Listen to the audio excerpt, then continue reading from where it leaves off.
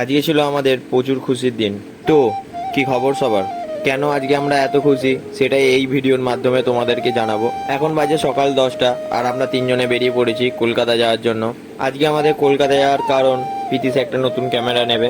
অনেক দিন ধরেই ওর ইচ্ছে হচ্ছিল পিতিশ নতুন ক্যামেরা নেবে, তার জন্য তো প্রচুর খুশি। যেই ক্যামেরাটা নেবে সেটা এই নতুন লঞ্চ করেছে Z5 Mark II। যাওয়ার পথে পড়ে যায় একটা লম্বা জ্যাম, তাই আমাদের এখানে ওয়েট করা ছাড়া আর কিছু করার ছিল না।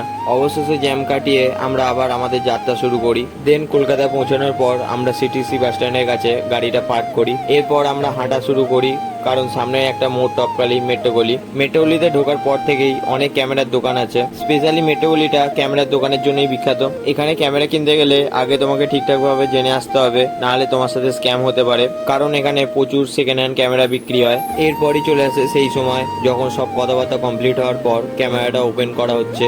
আর ক্যামেরাটা ওপেন করছিল পিতিশের বাবা। ফাইনালি যখন ক্যামেরাটা হাতে পেলো তখন খালি ওর মুখের রিয়াকশনটা দেখো। এরকম ভাবে ছোট ছোট স্বপ্ন, ছোট ছোট ইচ্ছে পূরণ করার যে কি আনন্দ সেটা আশা করি তোমাদেরকে বলতে হবে না। ক্যামেরা কিনে বেরোনোর সময় লেগে যায় এখানে একটু ভিড়। ওখান থেকে চলে যাই সেই বিখ্যাত অরুণদার জয়মা তারা হোটেলে। এটা ছিল ননভেজ কাউন্টার। এখানে আমরা একটু খাওয়া দাওয়া করে নিলাম। সব কাজ মিটিয়ে খাওয়া দাওয়া কমপ্লিট করে আমরা বেরিয়ে পড়ি বাড়ির উদ্দেশ্যে। সব কাজ কমপ্লিট করতে একটু দেরি হয়ে গেল।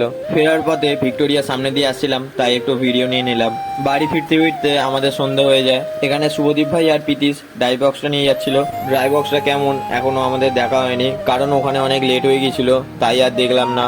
এমনিতেও বলেছিল যে কোনো প্রবলেম থাকলে রিটার্ন নিয়ে নেবে। দেন বাড়িতে এসে আমাদের আর তর্সই ছিল না, তাই আমরা ফাইনালি আনবক্সিং করেই ফেললাম। যেহেতু এটা পিতিশের জিনিস তাই জন্য ওই আনবক্সিংটা করছিল। এটা নেওয়ার কারণ যাতে শীত, গ্রীষ্ম, বর্ষা ক্যামেরা এবং লেন্সগুলো সেফ থাকে। আজকের জন্য এটুকু, চলো টাটা।